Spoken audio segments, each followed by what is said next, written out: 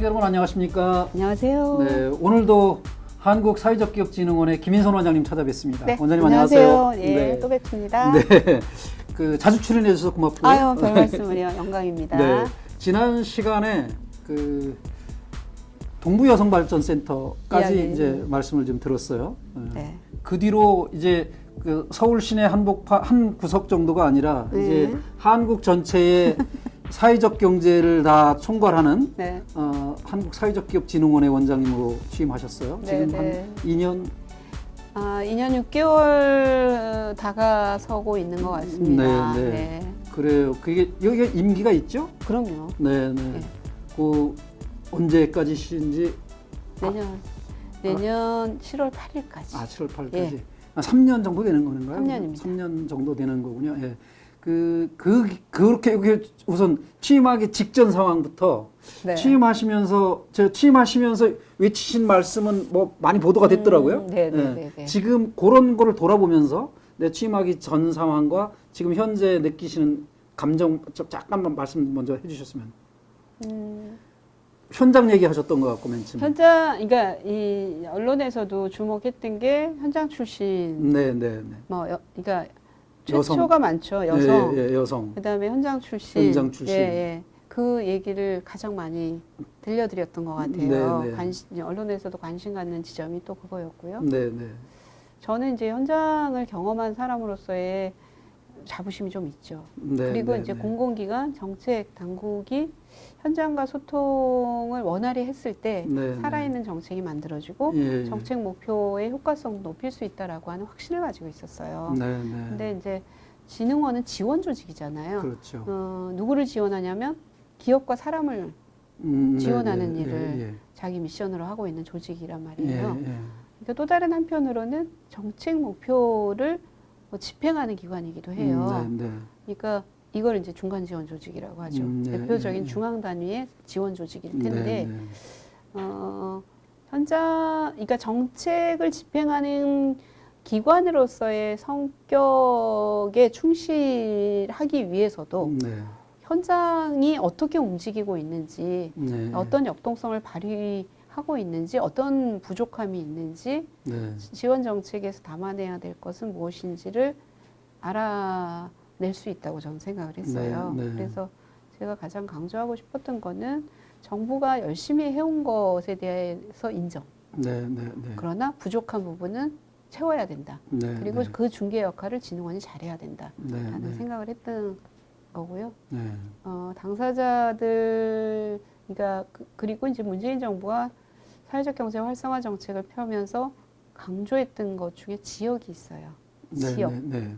그러니까 개별 기업 육성이 아니라 생태계를 네, 네. 조성하는 방식으로. 예. 그리고 중앙의 탑다운 방식이 아니라 지역 중심으로 지역 활동하도록 중심으로. 네, 네. 돕는 것. 예. 이게 굉장히 중요했고, 네, 그리고 민간이 주도하게 하는 것. 네, 정부가 끌고 가는 방식이 아니라 예, 예, 예. 현장을 비롯해서 다양한 지원, 민간의 지원 네, 기관들이 네. 이런 이니셔티브를 주도권을 네, 가지도록 네, 네. 하는 것.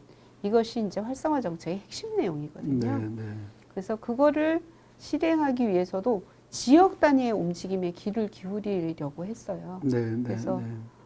지역을 보고 그다음에 이게 이 생태계라는 게 서로 필요한 것들을 묶어내는 거잖아요. 네, 그게 네. 생태계잖아요. 예, 예. 필요한 요소를 더 확충해 나가고 예, 예. 그래서 네트워크의 이 범위가 확장되는 네, 네. 이런 방식으로 이게 우리가 성장을 해야 되니까 네. 그걸 진흥원이 잘하고 있나라고 네, 네. 하는 거를 우선은 들여다봤고요. 네, 예. 부족하다고 느끼는 거를 이제 보완의 새로운 어떤 이 지원 항목으로 네. 만들면서 움직이려고 했었던 것 같아요. 네, 네. 그러니까 그래서 중요했던 건 지역과 지역의 거버넌스였어요. 네, 네, 네. 지역 거버넌스 행정이 민간에 대해서 대등하게 네. 사회적 경제에 있어서만큼은 네. 광역 기초가 어떻게 움직여야 네. 민간의 역량이 커질 수 있나. 그래서 네, 네. 해결하고자 하는 사회 문제의 상당 부분을 사회적 경제 조직이 그걸 담당하게 할 수 있을까라는 생각을 갖게 하는 게 정말 중요하거든요. 지역으로 갈수록요, 행정은 즉 공무원 사회는 많은 자원을 가지고 있습니다. 인적 역량도 우수하고요. 우선 예산을 움직일 수가 있고요. 그래서 그분들의 인식이 정말 중요하거든요. 그분들이 사회적 경제와 사회적 기업 협동조합을 이해를 잘 할수록 사회적 경제가 성장할 수 있는 발판이 두터워지는 거거든요. 그리고 또 정책, 이게 행정의 입장에서도 그런 가치 중심으로 움직이는 사회적 경제 조직이 단단해야 성과가 나와요. 그런 것들에 대한 상호 간의 이해의 폭을 조금 더 넓히고자 저희가 중개자 역할을 좀 자처했고요. 그래서 수시로 지역 간담회를 지역 단위로 해서 행정과 그다음에 사회적 경제 주요 관계자들 분들과 그리고 저희 지원 사업을 담당하는 수행기관들하고 간담회를 돌아가면서 쭉 연례적으로 해왔고요. 올해 그 큰 타격을 입고 있잖아요. 그래서 2월 달에 멈춘 간담회. 그래서 좀 답답해요. 현장에 가야 저도 힘이 나는데 출장마저 막혀 있다고 하니까 참 아쉽죠. 그래서 어쨌거나 현장, 지역, 거버넌스 이게 제가 제일 유념하면서 진흥원의 사업들을 배치하고 성과를 내보고자 했던 그런 지점이었어요. 그게 제가 이제 처음에는 한국 사회적경제진흥원인 줄 알았어요. 용어가 좀 생긴 지가 오래돼서 그랬는지 그 당시는 사회적기업진흥원이라고 돼 있어서 사회적 기업은 또 인증받는 기업들하고 좀 있잖아요. 그것만 취급하는 건 아닌데도 사회적기업진흥원에서 그렇게 착각하는 사람들이 있을 것 같아요. 그런 분들을 위해서. 사회적기업진흥원은 2011년도에 설립이 됐어요. 2007년에 사회적기업 육성법이 만들어지면서 우리나라는 사회적기업 육성을 인증 방식을 통해 가지고 육성하려고 하는 정책으로 갔거든요. 그래서 요건을 갖추면 인증을 하고 인증받은 기업이 의미가 있으므로 지원한다. 인건비도 주고 사업개발비도 주고 나중에는 성장 지원에 필요한 뭐 판로 그다음에 이제 자본 조달인데 자본 조달은 고용부가 직접적으로 할 수가 없으니까 다른 이제 부처나 이런 쪽과 협의를 하면서 금융 문제를 해결해 보려고 애를 썼고 직접적으로 하는 건 뭐 모태펀드도 있으니까 조성하기 시작했고요. 그런 게 있긴 한데 인증을 하려다 보니까 이 기업에 대한 이 기업이 신청을 하나 인증받고 싶어요. 이렇게 신청을 하면 그 인증 요건에 해당이 되는지 그다음에 형식적인 요건만이 아니라 실제로도 그렇게 활동해 오고 있는지 이런 것들을 조금 실사도 하죠. 그렇죠. 실사를 현장에 가가지고 직접 인터뷰도 하고 지역 평판도 알아보고 이런 게 필요하잖아요. 반드시 서류만 가지고는 할 수 없단 말이에요. 그래서 그런 것들을 지원할 수 있는 조직이 필요했던 거예요. 행정을 인증을 지원하는 기관이 필요했던 거죠. 그래서 사회적 기업 진흥원을 설립하게 된 거고요. 2011년에 그래서 주된 기능은 아직도 그거네요. 사회적 기업의 인증을 지원하는 기능이고 이게 중앙 조직이다 보니까 지역 조직이 없잖아요. 그 지역에서 이 인증을 지원하는 진흥원과 같은 역할을 하는 17개 권역의 지원 기관을 두고 있죠. 민간 파트너십을 구축해서 그 전국적인 인증 지원을 하고 있고요. 나중에 제도가 이제 예비 사회적 기업 지정 제도도 있다 보니까 그건 지자체에서 하거든요. 예비 사회적 기업에 대한 지정은 그러다 보니까는 권역에 있는 광역시도 단위로 있는 우리 민간 파트너 기관들인 그 지자체 예비 사회적 기업 지정도 행정적으로 지원하는 일을 하게 되고요.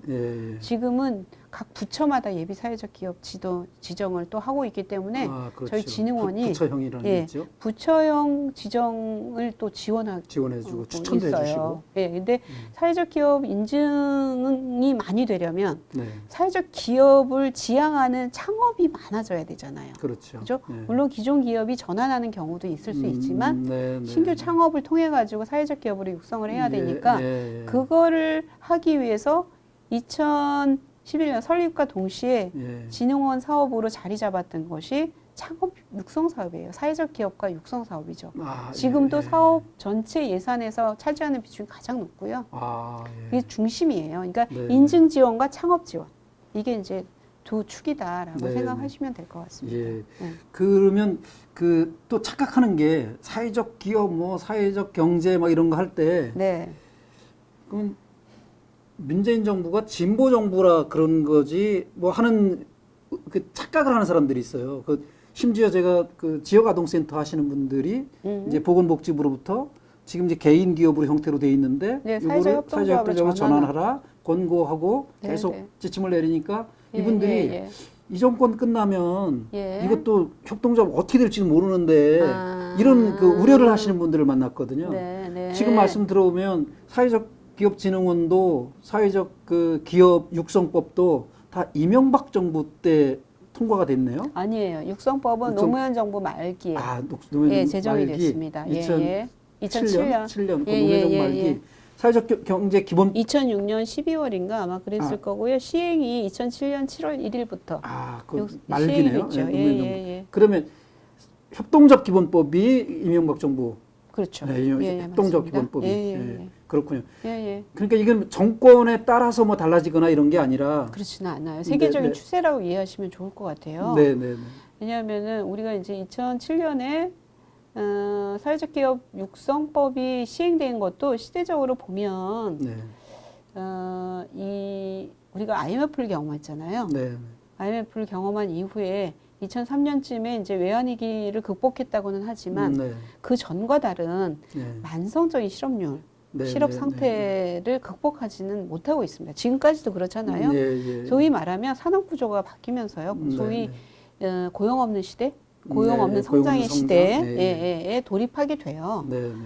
그리고 또 한편은 그러다 보니까 취약계층의 경우에는 이 스스로 자기 일자리를 찾는 것이 매우 힘들어지고 그러다 보니까 취약계층의 안정된 일자리를 만들어가는 것이 국가적으로 매우 중요한 과제가 돼버리고요.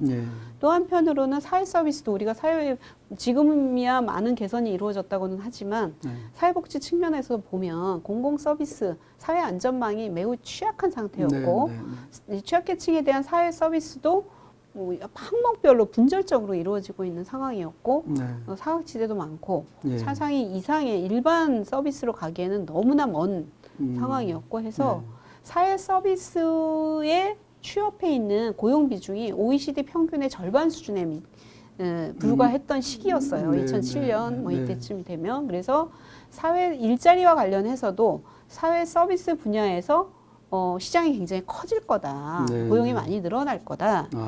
그런데 고용이 늘어나기는 하겠지만 취약계층에 대한 서비스는 여전히 부족한 상황일 테니 이것을 사회적 기업이라고 하는 방식을 통해서 확충을 좀 해보자라고 하는 것이 사회적 기업 육성법을 만든 배경이에요. 그러니까 특히 취약계층의 일자리를 지속적으로 안정적인 일자리로 좋은 일자리로 만들기 위해서 노력해야 되고 사회 서비스를 자기가 지불해서 받을 수 없는 취약계층의 서비스를 이런 사회적 기업들이 좀 확충해주는 서비스를 공급하는 이런 방식으로 하자 해서 공공 영역에 사회적 기업이라고 하는 이런 방식으로 서비스를 확충해 나갈 수 있는 방안으로 사회적 기업 육성법이 만들어진 거고요. 지금 말씀하신 문재인 정부는 이걸 좀 더 확장해서 취약계층 문제만이 아니라 우리가 직면하고 있는 굉장히 다양한 사회 문제, 뭐 핵심적으로는 불평등이 심화되고 모든 영역에서 불평등, 격차 문제는 심각해지고 있잖아요.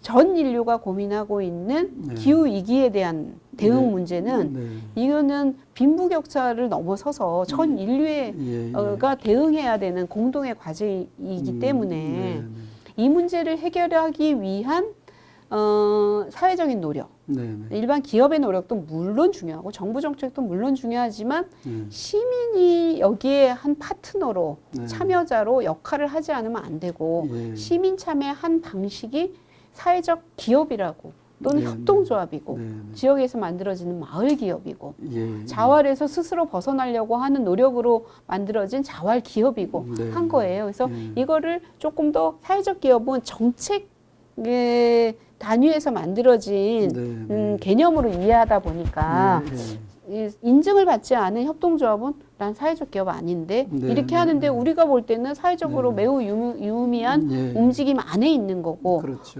그리고 시민들의 참여 방식으로 이루어지고 있고 민주적 의사결정을 지향하며 과정에서 그리고 결과로서 사회에 기여하는 조직들이잖아요. 네, 네. 이걸 다 아우를 수 있는 게 사회적 경제다. 이미 네, 유럽을 중심으로 해서는 소셜 이코노미라고 해서 네, 보편화된 개념이에요. 그렇죠. 예. 예, 그래서 포괄적으로 부르자 해서 네, 사회적 네. 경제라고 네, 이름 네. 붙이기 시작했고 네, 네. 너도 나도 어느 부처가 중심이 돼서 그 사업을 관장하느냐와 상관없이 네, 네. 우리는 사회 문제를 해결하고자 하는 네, 네.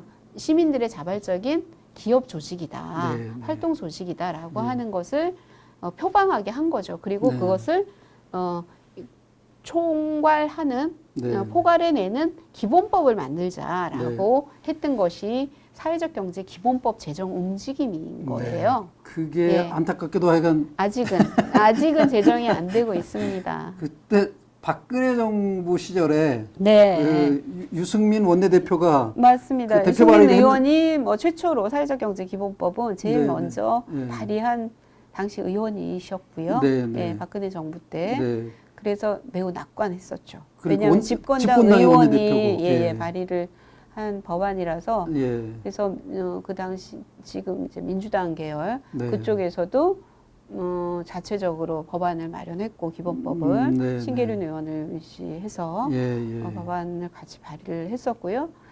뭐 어쨌거나 여야가 같이 공동 발의는 아니지만 각각의 발의를 네, 했지만 네, 법은 네, 네. 그거는 이제 같이 협의를 하면서 충분히 만들어낼 수 있는 좋은 기회였다고 생각했는데요. 예. 아쉽게도 불발됐고요. 19대 네, 때. 네. 20대도 역시 예. 이 당시 한나라당 안도 있었고 네. 그다음에 이제 정의당 안도 있었고 민주당 안도 있었지만 네. 끝내 이제 합의에 이루지 못했고요. 네. 문재인 정부 들어서서 이제 다시 21대 좋은 원장님 임기 중에 그거 좀 추진하셔야죠.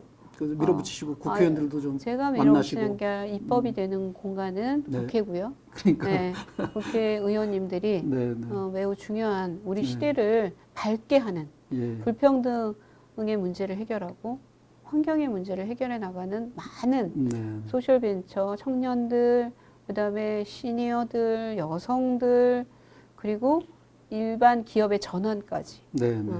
많은 흐름으로 시대의 정신을 대변하고 있는 것이 사회적 경제라고 생각을 하고요. 네. 특히 우리가 코로나19를 경험하면서 불평들의 아주 적나라한 민낯을 네, 보고 네. 있잖아요. 네. 온라인 수업이 진행이 되면서 스마트 기술이 교실을 저기를 해야 된다는 것도 있지만 네. 또 다른 한편으로 이 교육 돌봄의 공백이 벌어지고 있는 이 현장을 저희는 보거든요. 네.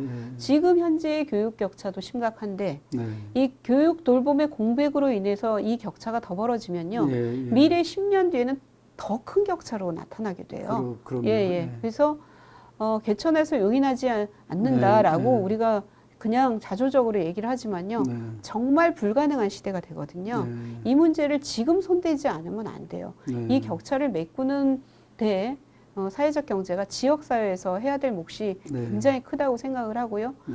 정부가 공공 서비스를 확충해 나가는 방식이 네. 사회적 경제라고 하는 민간 조직, 시민 조직들과 네. 결합해서 이것을 해결하지 않으면 저는 어렵다고 생각해요. 네.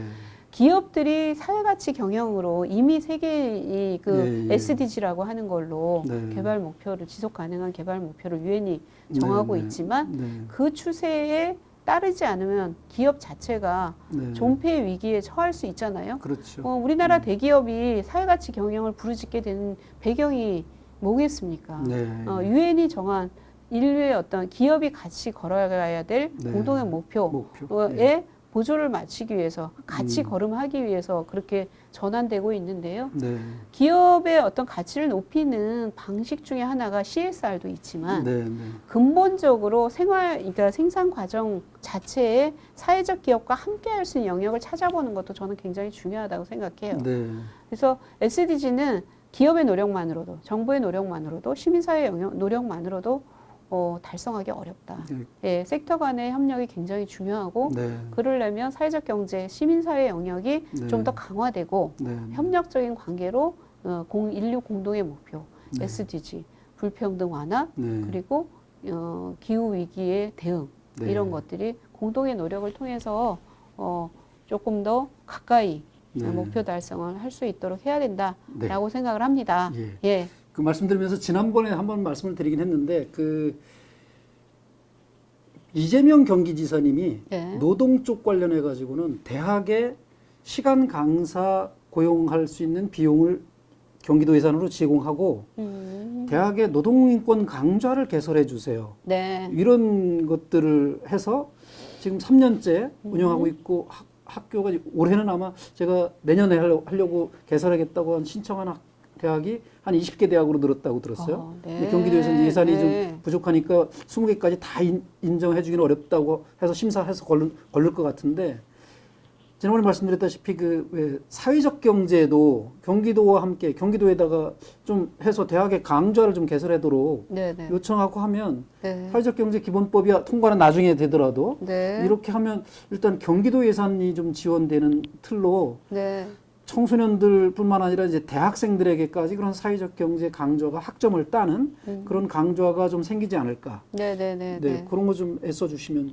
아, 좋겠는데요. 네. 좋은 정보 감사합니다. 예, 네, 예. 이재명 지사님한테 빨리 찾아가서 네. 사회적 경제 교육도 좀 강사 예, 지원을, 강사료 지원을 예. 해주시면 좋겠습니다. 네, 점점 이제 학부 과정이나 대학원 과정이 늘어나고 있기는 해요. 네, 예, 네. 늘어나고 있긴 한데 저는 대학에 사회적 경제를 전공하는 학부를 네, 네. 만드는 작업은 굉장히 중요하다고 생각해요. 네, 네. 한편으로는 사회적 경제 전문, 그러니까 인재 양성 과정이기도 하고요. 네, 네. 또 연구 작업도 네. 정말 진행이 많이 돼야 되거든요. 그렇죠. 예, 학부가 없이 대학원 과정만 가지고는 네. 연구자를 만들기에 역부족이다 이런 얘기를 대학 사회에서 많이 하더라고요. 네, 네.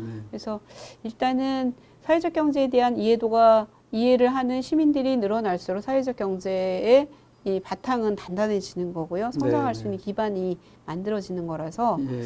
이재명 지사님 꼭 사회적 경제 교육에 대해서도 강사료를 대학마다 강사를 지원해 주셨으면 정말 좋겠습니다. 네. 제가 기회를 주신다면 제가 찾아뵙고 꼭 말씀을 드리고 싶습니다. 네. 네. 그리고 이제 EBS에서 하시는 강좌, 네. 코로나 이후의 사회적 경제, 요거에 아주 숏 버전, 그냥 한 1, 2분으로 요약해서 날로 먹고 싶어가지고 요약해서 짧게 한 말씀해 주시면 그 프로그램도 소개할 겸 거기서 무슨 얘기를 주로 하시는지. 일단은 EBS E클래스에서요. 네. 명사 특강이랍니다. 제가 영광스럽게도 거기에 출연하게 돼서 몸둘 바를 모르겠는데요. 네, 실제로 명사 맞아요. 사회적 경제 위기 속에 더 빛나는 사회적 경제라고 하는 주제로요. 사회적 경제에 관한 강좌를 10회로 구성을 했습니다. 해외 다양한 사회적 경제 사례, 그 위기마다 진가를 발휘했던 사회적 경제 조직들의 사례들이 소개가 되고요. 저는 이제 3회 정도 출연을 하는데요. 10회 중에 3회? 네, 말미에 주로 현장 얘기를 중심으로 저는 소개를 하고 있어요. 사회적 경제는 나와 굉장히 가까운 곳에 있다. 특히 청년들 이야기를 많이 들려드리고요. 8회 때는 청년들 이야기, 그리고 9회 때는 지구를 지키는 독수리 오형제가 되자. 말하자면 지구 환경과 관련된 사회적 경제의 움직임들을 들려드리고요. 마지막으로는 일상생활 속에서 만나는 사회적 경제, 바이소셜 캠페인과 함께하자. 그래서 가치 있는 소비자가 됩시다. 라고 하는 가치를 중심으로 소비하는 캠페인에 동참해 주실 것을 요청하는 그런 순서로 제가 출연을 합니다. 네. 많은 시청 바랍니다. 가치 소비 말씀하시니까 윤리적 소비 같은 그런 개념을 이제 사회적 경제에 도입한. 그렇죠. 그러니까 좀 더 폭넓게 이해하시면 좋을 것 같아요. 가치 소비는 바이소셜이라고 해서 영국에서 처음 출발한 캠페인이고 애초에 시작은 사회적 기업 제품을 알리고 제품 소비를 조금 진작시키기 위해서 만든 캠페인이었는데요. 저희 한국에서 할 때는 시민사회가 중심이 돼서 시민사회가 중심이 되고 노동계, 종교계, 기업, 공공기관, 정부까지를 다 아우르는 플랫폼으로 준비를 했고요. 올해 출범을 했어요. 그러니까 말하자면 사회적 기업 제품을 그러니까 소비해 주자라고 하는 캠페인이 아니에요. 그러니까 내가 어떤 소비를 했을 때 가장 소위 가심비를 높일 수 있을까? 한 번 더 생각해 보자는 거예요. 가심비? 가심비라고 하잖아요. 선생님도 보통은 가성비밖에는 몰라요. 가성비는 가격 대비 품질을 얘기한다면 이제는 마음까지 울려야 된다고 해요. 그래서 내 자부심, 소비를 통해 가지고 내가 정말 괜찮은 사람이고 의미 있는 일을 했구나라고 느낄 수 있는 소비가 진짜 소비라고 생각을 하고요. 많이 사는 것만이 능사가 아니고 꼭 필요한 물건을 사는 거, 오래 쓰는 거, 이 모든 것이 다 가치 소비라고 저희는 생각을 하고 있어요. 그리고 할인마트 가는 것보다 동네 가게를 찾아가는 거, 그다음에 프랜차이즈 식당보다 동네 식당을 한 번 더 이용해 주는 거, 그다음에 버려지는 쓰레기 이 코로나로 인해 가지고 쓰레기 정말 배달과 택배 때문에 이 일회용품 사용이 많이 늘었다고 하잖아요. 배달 음식 한 번 줄이는 거, 모든 것이 다 가치 소비 영역에 해당이 된다고 생각합니다. 프랜차이즈 아까 뭐 말씀하셨지만 프랜차이즈 중에도 그 국수나무처럼 해피브릿지가 운영하는 프랜차이즈는 맞습니다. 해피브릿지는 협동조합이고요. 가맹점을 내 식구처럼 이렇게 같이 공동 운영 시스템을 정신을 같이 공유하면서 운영되고 있는 좋은 데라고 제가 들었어요. 해피브릿지 협동조합 관계자분들도 제가 잘 알지만 정말 훌륭한 경영진들이고요. 함께 일하고 있는 분들도 이게 일반 기업에서 주식회사에서 협동조합으로 전환되고서 지금 겸손하게 적응기라고는 하지만 굉장히 자부심을 많이 가지고 있고요. 열심히 하는 것 같습니다. 해피브릿지 모델이 특히 중소기업을 하시는 사장님들께는 자식들한테 물려주자니 자식은 이 기업을 할 생각이 아닌 거 팔아치울 것 같고 곧 폐업을 할 것 같고 이래서 가업을 내 자식한테 물려주는 방식이 아니라 이 사회에 남게 하는 방식을 고민하는 중소기업의 사장님들이 많대요. 이 협동조합으로 전환한 노동자 협동조합이죠. 일하는 사람들의 협동조합으로 전환한 해피브릿지 사례가 그분들에게 좋은 영감을 주고 결단을 내릴 수 있도록 하는데 역할을 좀 해주셨으면 좋겠다. 이런 바람도 있습니다. 지금 해피브릿지 얘기하면서 제가 최근에 이제 책 한 권 번역했잖아요. 그 추천사도 써주시고. 두투바일러. 그거 번역할 때 계속 이제 그는 해피브릿지는 노동자 협동조합이지만 이제 이 미그로는 이제 소비자 협동조합이죠. 그거는 형태는 좀 달랐지만 그 마인드가 너무 똑같았던 것 같았어요. 그래서 그 재산을 막 기부하고 하는 때 해피브릿지도 그런 과정을 거친 거잖아요. 그 추천사도 써주신 분으로서 제 책 좀 소개해 주십시오. 저는 추천사보다도 우선은 그거를 추천사를 써달라고 요청을 해주셔서 정말 고마웠어요. 왜냐하면 저는 이제 미그로라고 하는 협동조합을 알고는 있었지만 그것이 그 어떤 역사를 가지고 있었는지는 두투바일러 전기를 통해 가지고 처음 알았거든요. 그러니까 두투바일러라고 하는 이 괴짜를 만나게 해주셔서 너무나 감사하고요. 이 세상에는 괴짜들이 정말 많아야겠구나. 그런데 사회적 경제는 괴짜들이 만들어가는 세상 이야기예요. 그래서 이 괴짜라는 건 다른 게 아니라 그냥 남들 상식을 깨는 생각을 많이 하는 사람들이잖아요. 그죠? 그리고 굉장히 혁신적인 사람들이고 도전적인 사람들이고 그리고 자기보다는 이 사회 변화에서 만족을 느끼는 자기 이익보다는 그래서 인간이 이기적인 측면도 있지만 정말 이타적인 측면이 있는 이 양면성을 가지고 있는 존재가 바로 인간이다라고 하는 것을 그대로 보여주는 사례이기도 한 것 같아요. 두투바일러를 통해서. 그래서 우리 인간들에게 이타적인 측면을 어떻게 잘 교육하고 개발하고 발휘하게 할 건가 하는 것이 또 사회적 경제가 주목해야 될 지점인 것 같고요.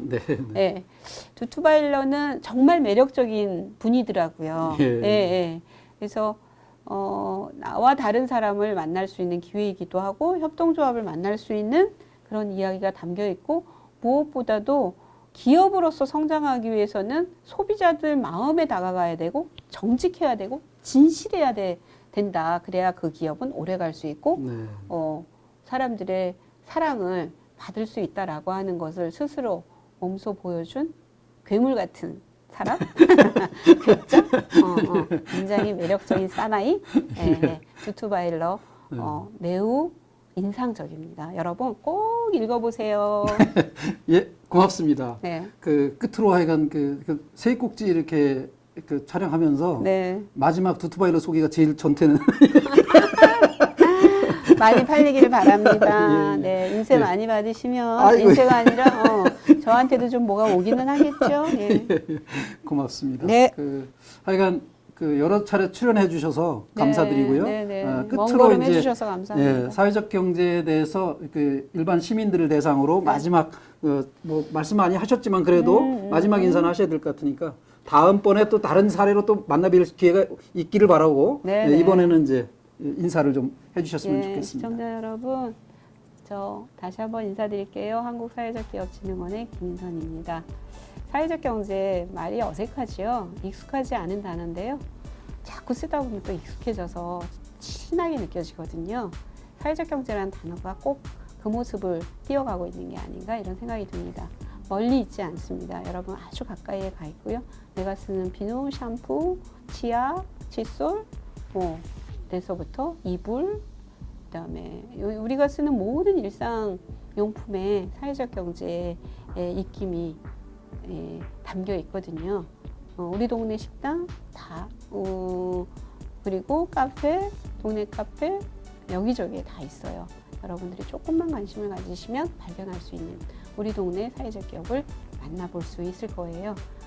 이제라도 한 번 더 관심을 갖고 우리 동네 사회적 기업, 내가 갈 만한 사회적 기업 없을까? 한번 우리 동네의 사회적 경제 지도를 한번 그려보시는 거 어때요? 네, 고맙습니다. 시청자 여러분, 지금까지 한국사회적기업진흥원의 김인선 원장님이셨습니다. 좋은 하루 되십시오. 고맙습니다. 네, 감사합니다.